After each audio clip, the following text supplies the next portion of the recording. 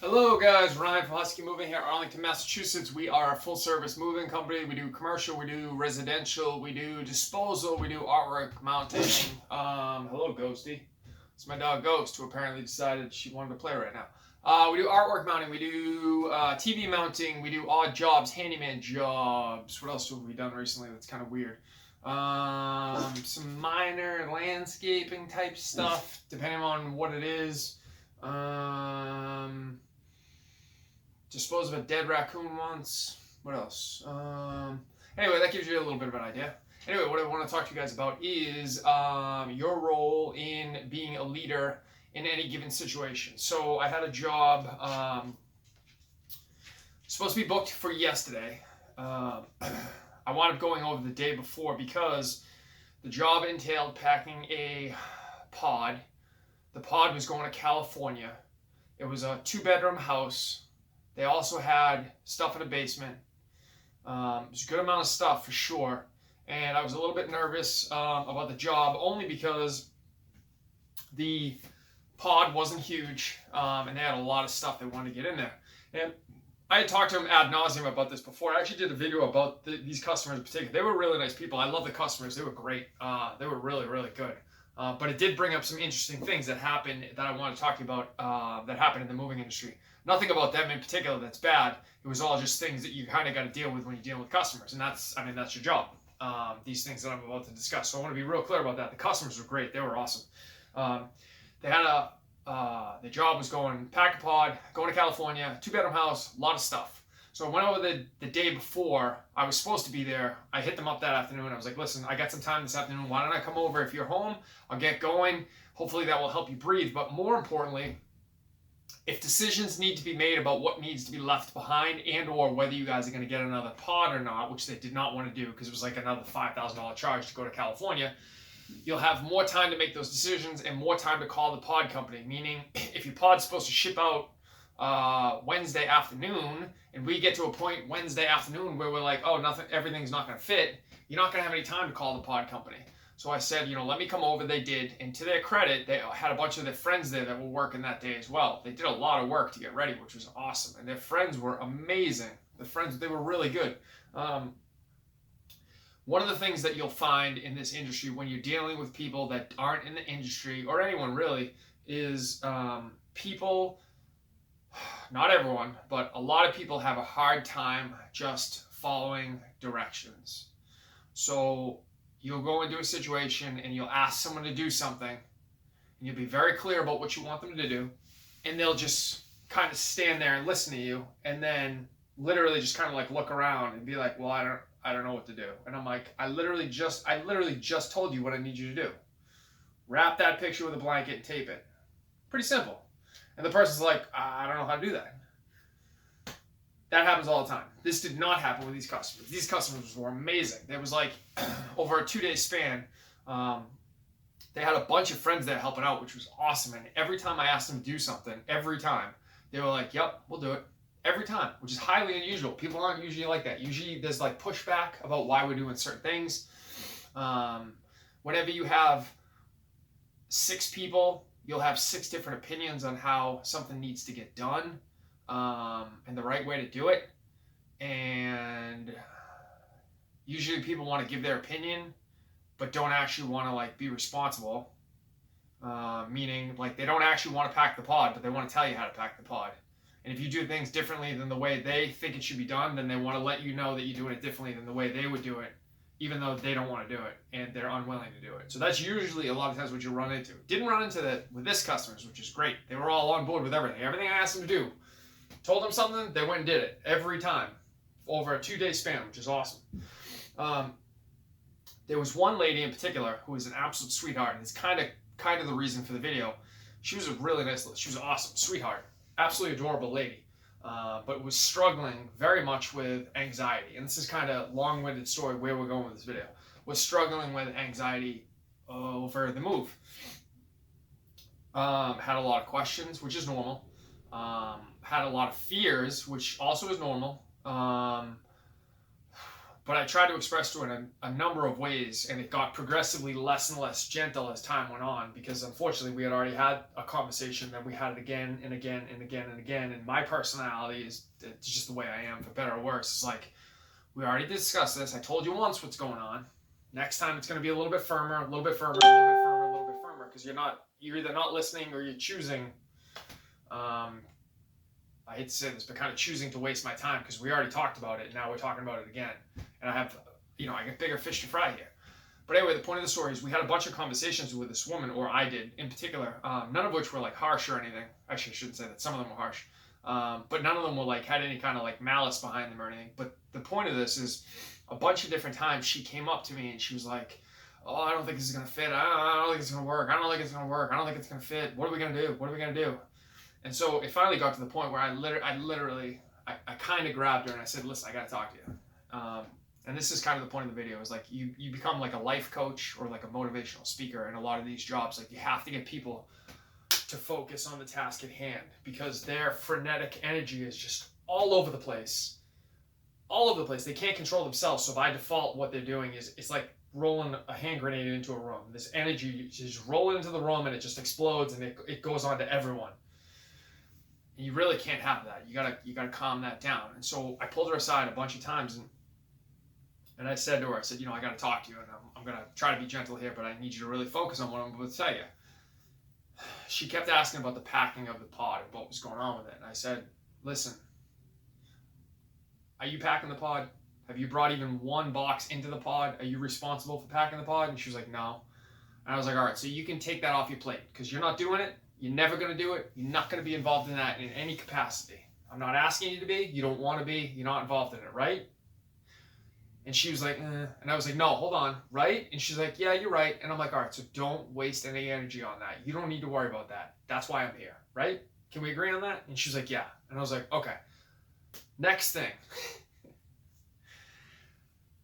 You're concerned about everything fitting in the pod, right? And she's like, yeah, I'm really concerned. And I'm like, all right, well, have we done, in your opinion, literally everything that we can do to break things down into the smallest form function, meaning doing all the disassembly, packing things into the smallest boxes we can find? Have we made every possible choice we can make to make this happen to the best of our ability? And she's like, yeah, 100%. And I was like, all right, so now we can take that off our plate. We don't have to worry about that, because we're making all the right decisions. Are we in agreement with that?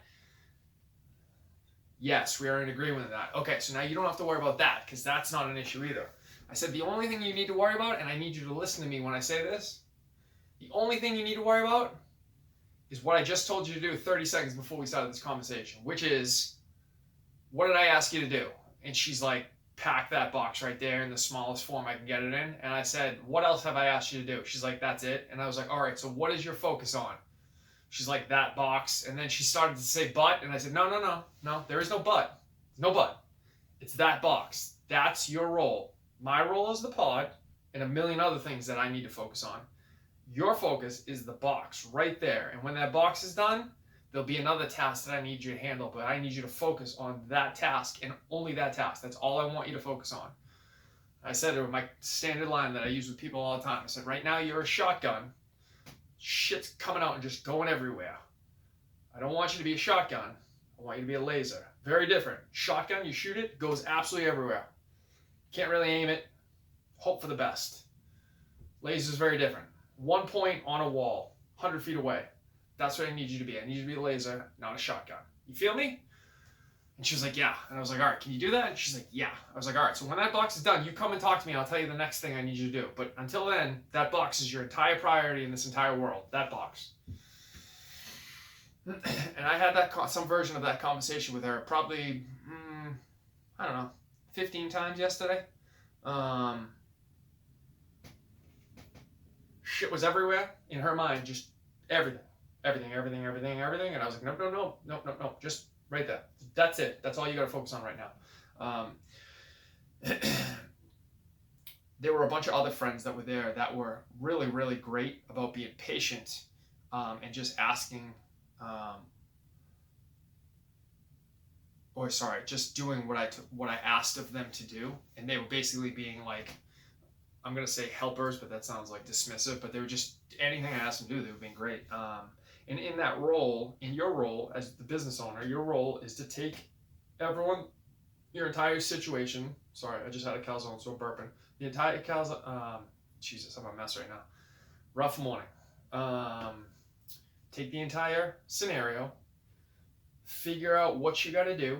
Some people are going to be okay. You're going to have to just be like, yep, I just need you to do that. And they're going to go do it. And then there's other people you're literally going to have to turn into their life coach or their motivator during that day, because they can't do it on their own. Either they're unwilling, or more than likely they're unable to do it on their own in the stress of the moving situation. And so that's your job, as well as actually packing the pod. You need to take that frenetic energy that can't focus itself, and you need to give it an outlet in the same way that you would do, and I hate to say this because it sounds terrible, but like in the same way that you would do if you had a dog, an animals all over the place, and you need to get them to focus. You need to listen, you're doing this right now, and I just need you to do this. I need you to get your act together and do this. And you're going to find that you have to do that with customers a lot. That unfortunately is going to turn into your role.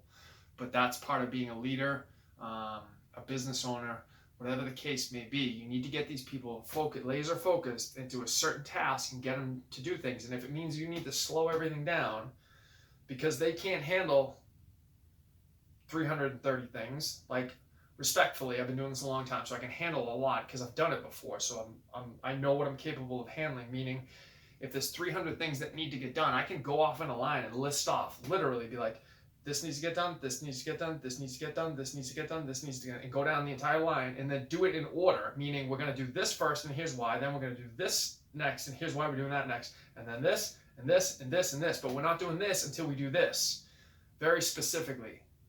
I'm capable of doing this because I've been doing this a long time, and I've put myself in this position a number of times, but for someone who's never done this before, they can't do that. They literally can't do it. They can't even get to step 2, literally. And so you need to calm them down. Your role, unfortunately, whether you like it or not, is to calm them down, take them aside, without actually telling them to get their shit together. You got to grab them kind of and be like, listen, I need you to look right here, focus right here. I need you to listen to what I'm going to tell you. And then you need to tell them very specifically, without actually saying the words, I need you to get it together. You kind of tell them to get it together, but you need to get them in line to do what you want to do. At the end of the job yesterday, they actually pulled me aside and they were like, listen, we've been meaning to ask you, are you military? And I was like, no, I'm not, but I actually get that a lot because I think my mind works very like that. That's how my mind works in order to generate success. And they were like, oh, because you have like what we would consider to be like a militaristic approach to how you do things. I don't know if they meant that as a compliment, but it is what it is. I want you to take that on as one of your roles. As you get a little bit older and as you get better at your job, you start to realize that when you're younger, it's all about you, meaning you're just getting yourself through any given moment. All you have is the capability to get yourself through a given moment, and that's all you're concerned with. And whether you like it or not, as you get older, you take on more responsibility, you become a business owner, you become the crew chief, you become the manager, whatever the case may be, it stops being just about you. And now you have to take on everyone else around you, their emotional highs and lows. You need to get them focused. You're a motivational speaker. It's no longer just you're picking up a sleeper sofa and you're responsible for your half of the sleeper sofa. You're picking up your half of the sleeper sofa and you're also responsible for the pod, to the guys in California, to talking to the customer about their responsibility when they get to California, to talking about the customer about their attitude during the move, the way they need to focus, their highs and lows and how they need to manage them. All of this goes on you. And it can be completely overwhelming for sure, but if you learn how to handle it and you learn how to pay attention to people and learn how to handle like their emotions and their highs and lows and stuff, you can really, really, really dictate the success or lack thereof of jobs. So having those difficult conversations with this one customer in particular, at the time for sure was a little bit awkward because I felt like, if I'm being honest with you, I felt like an adult talking to a child, and I hate to say that because she's not a child. She was amazing. She's a great woman. She was fantastic. She was a sweetheart. I loved her. Adorable. Had great friends. Loved her. But to a certain extent, it felt a little bit like an adult talking to a child. Like that was the role I was in that moment. And that sucks. It's not fun, but it just is what it is. You just got to do what you got to do.